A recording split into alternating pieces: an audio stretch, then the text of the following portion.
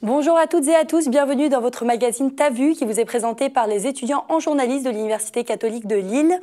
Au sommaire de cette édition, le grand débat national, les violences faites aux femmes, le festival de la fourchette, le boom du vinyle, l'invité de notre journal Vincent Delma. Nous ferons également le point sur l'agenda culturel du week-end.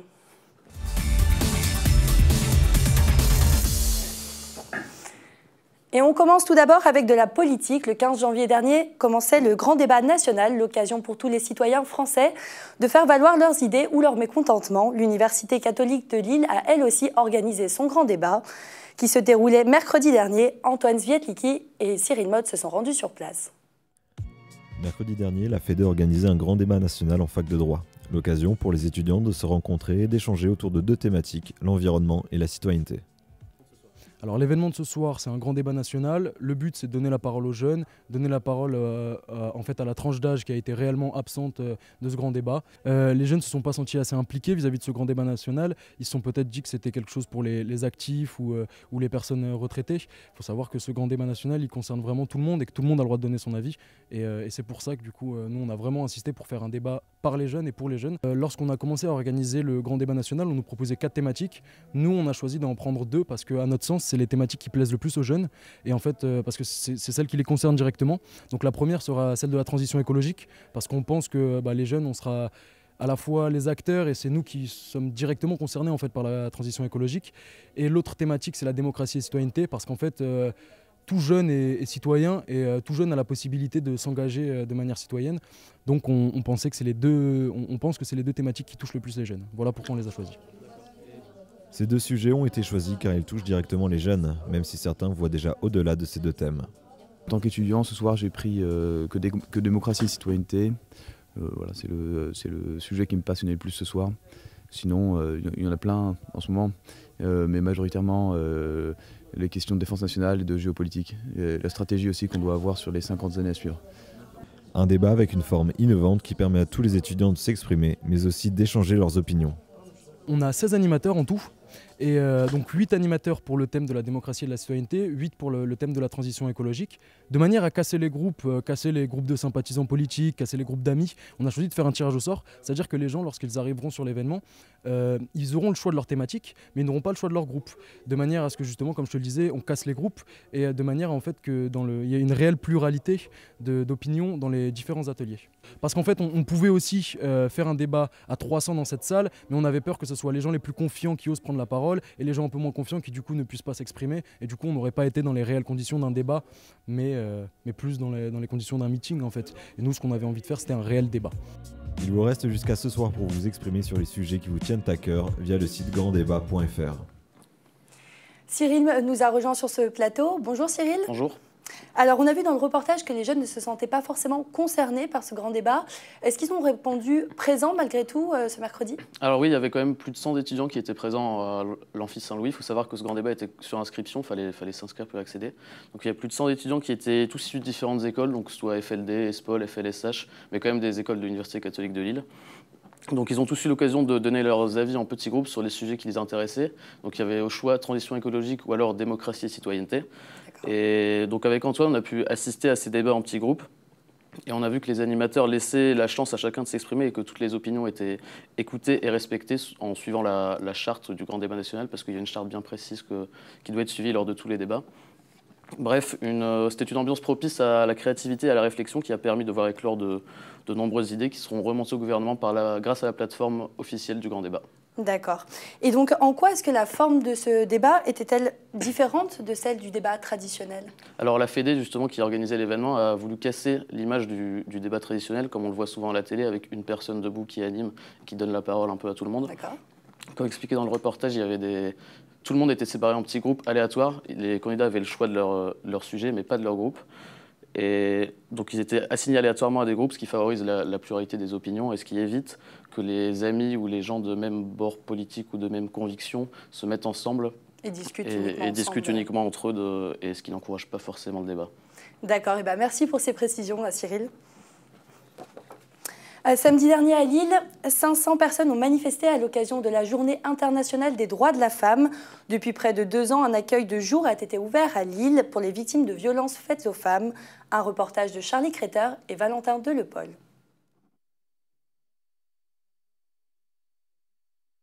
conjoint ou ex-compagnon. À Lille, l'accueil de jour Rosa, créé par l'association Solfa, reçoit les femmes victimes de toute violence. L'idée, c'est vraiment de pouvoir accueillir les femmes de manière inconditionnelle à partir du moment où elles se sentent victimes. On les reçoit, on prend le temps de les écouter, de comprendre un peu où elles en sont dans leur cheminement. Est-ce qu'elles ont envie d'entamer des démarches juridiques ou est-ce qu'elles ont juste besoin de parler? Est-ce qu'elles ont juste besoin de venir prendre une douche ou de rencontrer d'autres femmes pour ne plus se sentir seules? L'idée, c'est vraiment d'aller au rythme de chaque femme et d'essayer de comprendre leurs besoins. 8 femmes sur 10 déclarent avoir été soumises à des atteintes psychologiques ou à des agressions verbales. Parmi les femmes victimes de violences, 19% déclarent avoir déposé plainte. C'est les auteurs qu'on doit retirer. On doit les placer dans des centres d'accueil, avec des psychiatres, avec des psychologues, et tout ça, c'est pas fait.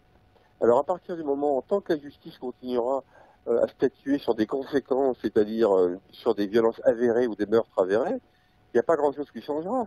Si on ne travaille pas en amont, justement, c'est-à-dire que dès qu'il y a les premiers signes de violence, qu'on n'apporte pas la réponse qui consiste à retirer du domicile conjugal cet auteur et de le confier à des psychiatres, à des psychologues, tout en s'occupant des femmes que l'on placera dans des groupes de parole pour les amener à réfléchir sur la violence, eh bien on n'avancera pas. Déjà soutenue par des partenaires comme la métropole européenne de Lille, Rosa espère trouver des financeurs à portée nationale.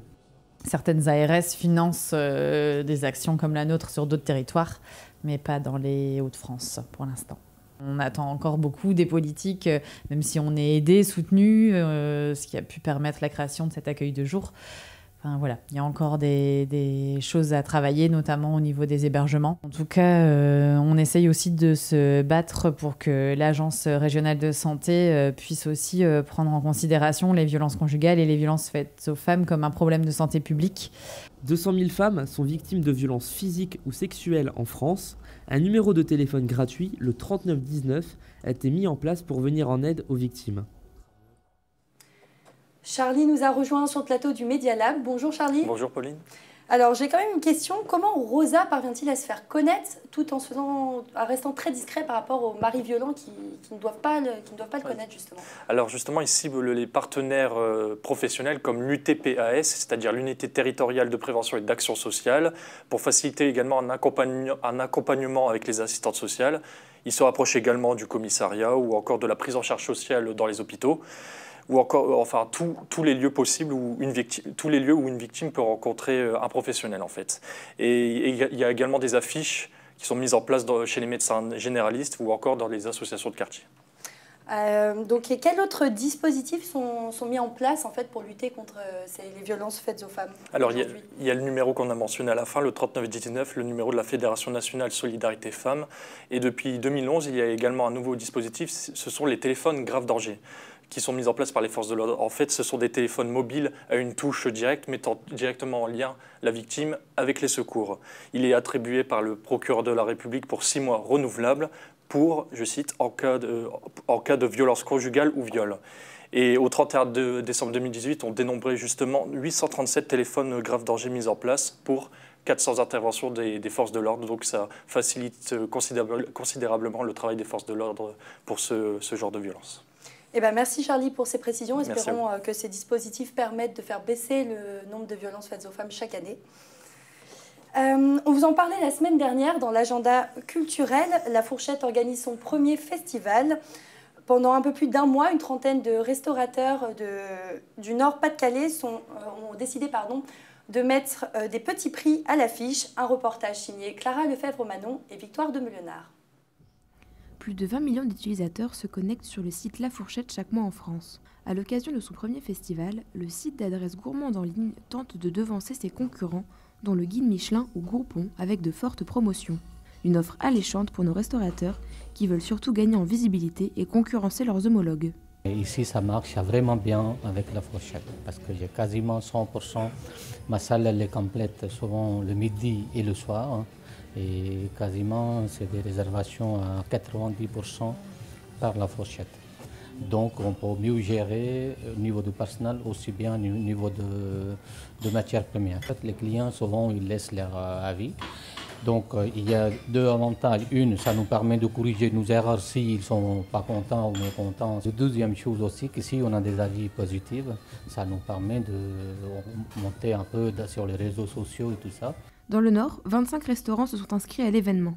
Jusqu'au 21 avril, ils proposent donc des réductions de moins 40 à moins 50% sur vos additions.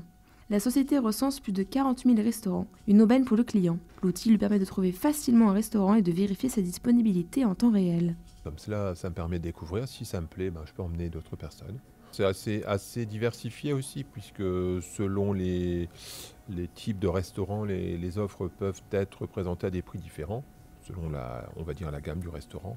La fourchette présente une offre plus large. Après, globalement, c'est satisfaisant, oui.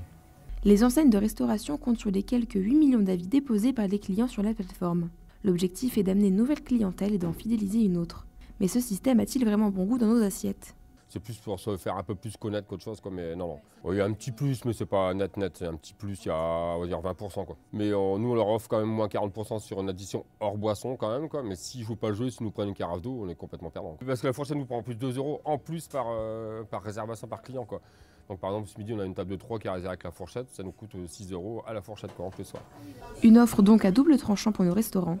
Mais pour vous, il est encore temps de réserver une table pour vous faire des économies et bien manger à plus petit prix. Victoire nous a rejoint sur le plateau du Media Lab. Bonjour Victoire. Bonjour Pauline. Alors, est-ce que ces restaurateurs travaillent avec d'autres sociétés similaires au final ? Alors globalement, oui. En tout cas, ceux qu'on a rencontrés travaillent plus généralement avec des concurrents de la fourchette. Mais ils préfèrent quand même le système de la fourchette parce qu'ils disent être plus libres, notamment au niveau du choix des promotions, de la résiliation. Par exemple, en fait, il y a des jours où ils peuvent appliquer les promotions, d'autres pas. Ils sont un petit peu plus libres apparemment avec la fourchette. C'est eux qui décident. C'est eux qui décident, exactement. Alors qu'avec d'autres, eh bien, certaines enseignes ont des contrats de 6 mois, 1 an, voire plus avec les restaurateurs. Et donc, ils sont sous conditions et voilà, ils sont un peu plus restreints. D'accord, donc c'est un peu plus compliqué pour eux. Et il existe à Lille un concurrent de la fourchette qui est bien connu, qui est sorti d'ailleurs il n'y a pas longtemps pour le guide de cette année, le Ch'ti. Qu'est-ce qu'en pensent les restaurateurs ? Exactement, ouais, le Ch'ti, donc c'est une sorte de guide un peu moins professionnel en tout cas, puisqu'il est fait avec des étudiants de l'EDEC de Roubaix. En tout cas, les restaurateurs nous en ont parlé tout de suite. Nous, on s'est exclusivement concentré sur la fourchette, mais ils étaient un peu plus réticents parce que justement, ils ont beaucoup d'a priori bizarrement sur le Ch'ti. Ils ne sont pas forcément contents de ce système et ils critiquent justement un peu le fonctionnement et les avis du Ch'ti.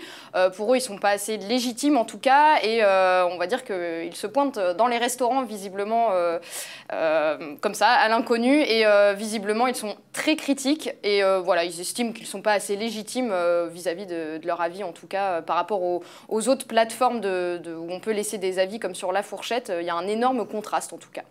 On assiste un peu à une petite guéguerre en fait entre les deux. Si c'est un peu ça, exactement. Et alors, votre reportage nous a donné faim. Est-ce que vous avez eu l'occasion de tester un des restaurants du festival ? Alors, Clara y est allée justement cette semaine. C'est vrai que c'est l'occasion de se faire plaisir, d'aller dans des bons restaurants, en tout cas des bien cotés, et de ne pas payer la note assez forte, on va dire, d'habitude. Oui. Donc, Clara y est allée. Visiblement, la promotion s'est bien appliquée, même sur les menus. Ça, c'est quelque chose qui est plus rare quand il y a des promotions en restauration. Souvent, c'est à la carte et non pas sur les menus. Donc là, visiblement, ça a marché. Et puis, moi, je vous ferai un petit bilan puisque je vais ce soir au Compostelle, qui est un restaurant assez bien coté, en tout cas sur l'île. Et les prix, en tout cas, en moyenne, c'est 45 € par personne. Donc, il faut c'est quand même un budget, surtout pour nous, étudiants. C'est l'occasion de se faire plaisir. Donc là, voilà, ils promettent en tout cas moins 40% sur toute la carte. Donc, j'irai enquêter ce soir. Vous avez bien de la chance, Victoire. J'aimerais bien y aller aussi. On verra ça. 3 millions de vinyles ont été vendus en France en 2017, alors qu'à la fin des années 80, on annonçait la mort du vinyle avec l'arrivée du CD. L'inverse est peut-être en train de se produire. Enquête sur le boom du vinyle, un reportage de Valentin Delepol et Charlie Kreter. Malgré la survie du CD et l'émergence des plateformes de streaming musical, le vinyle continue de traverser les années.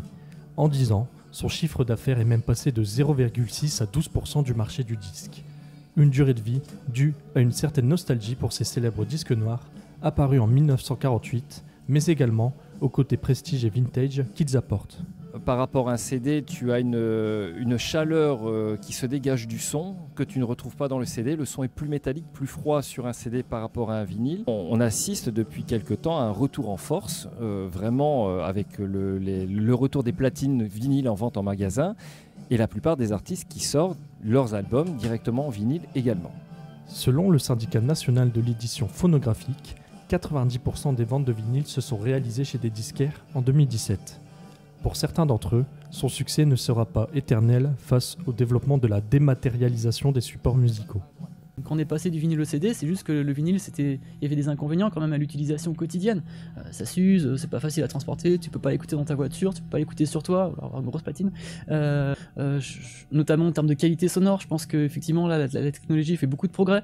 Donc, à mon avis, c'est dangereux pour le physique, parce qu'à partir du moment où on aura une qualité égale à disposition en dématérialisé, qu'est-ce qui fera que les gens auront vraiment intérêt à continuer d'acheter du physique ? Si le vinyle a su traverser les époques, le débat subsiste quant à son successeur, à savoir le CD. Je pense que le fait que la musique soit dématérialisée apporte un manque.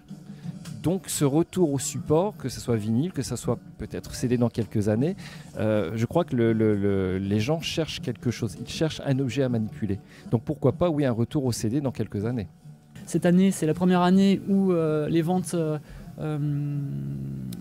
dématérialisées ont dépassé les ventes physiques. C'est la première fois. Là, maintenant, en démat, on est à 55%. Avant, on était à 44%.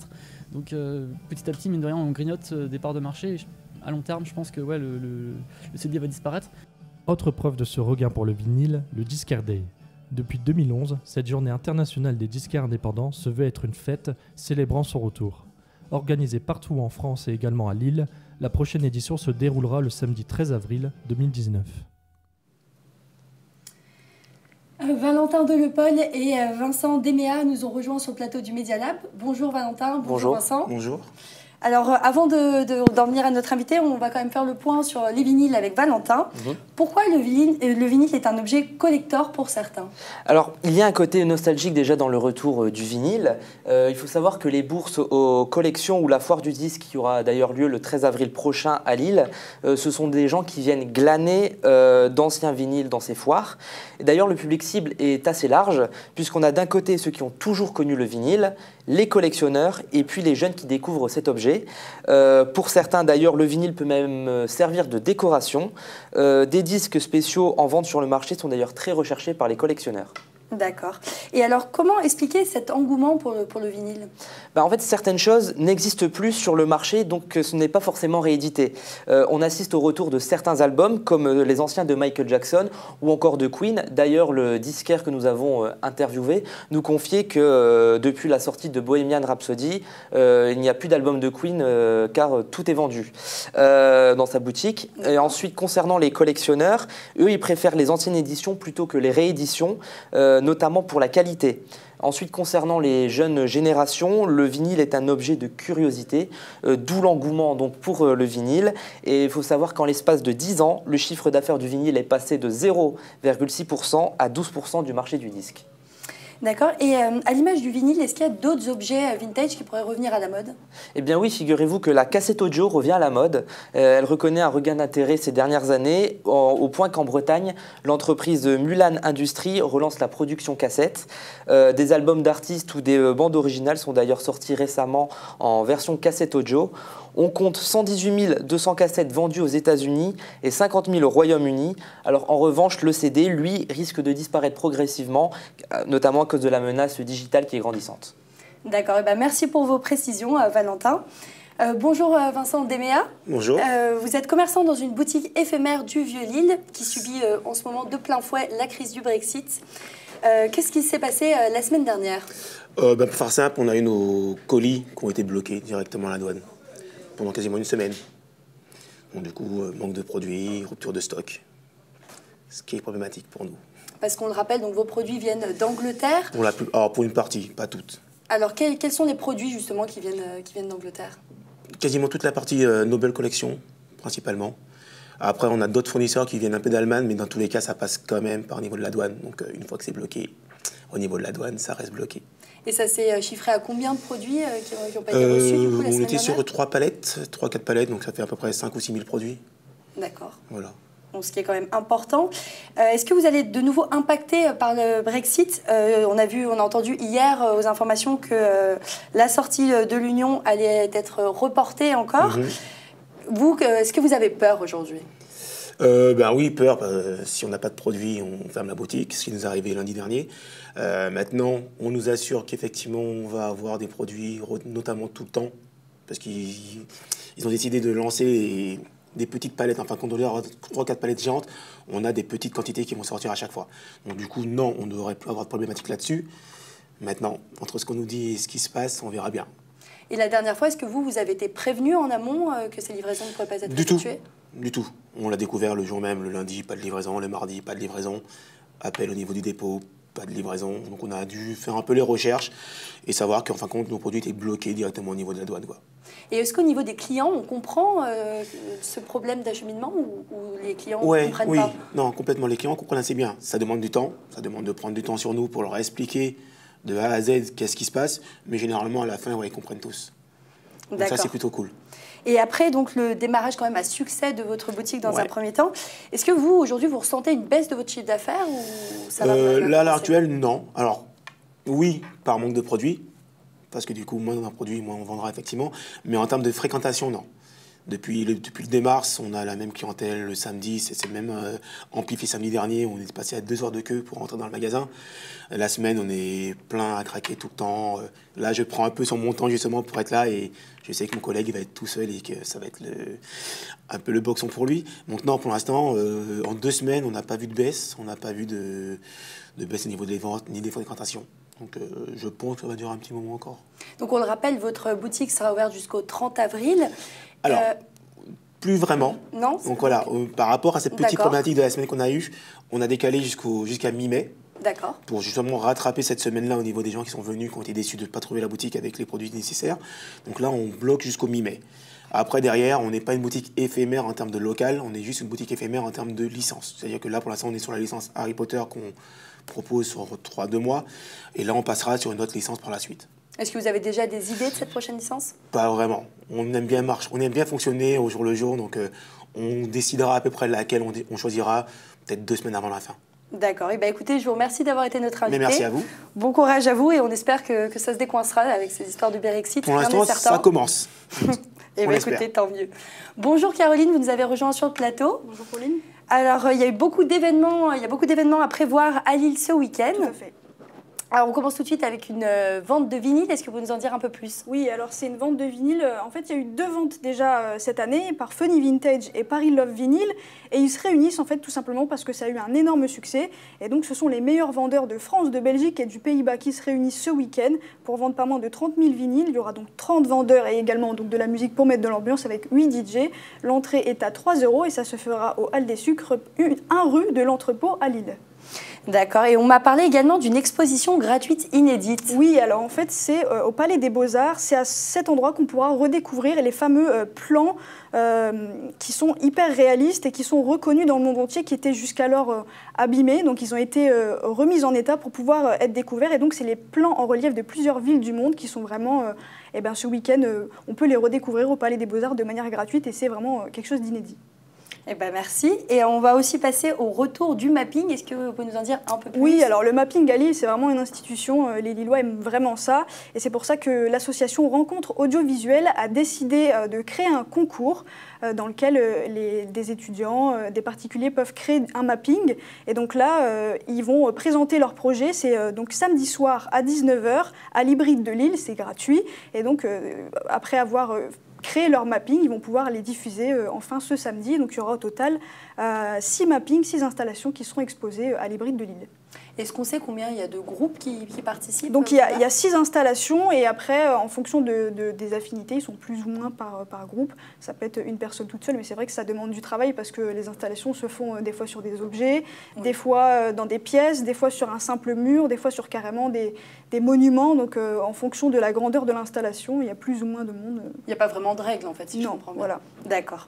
Est-ce que vous avez prévu de participer à certaines de ces activités? Moi j'avoue que le mapping, comme tous les Lillois, je pense que c'est quelque chose qui fonctionne assez bien. Et puis c'est un système d'art un peu nouveau, innovant, et c'est quelque chose que j'aime bien, donc je pense qu'aller voir le mapping. Eh ben, c'était une très bonne initiative, Caroline. C'est la fin de cette édition. Merci à tous et à toutes de nous avoir suivis. Très bonne journée et on se dit à la semaine prochaine à midi.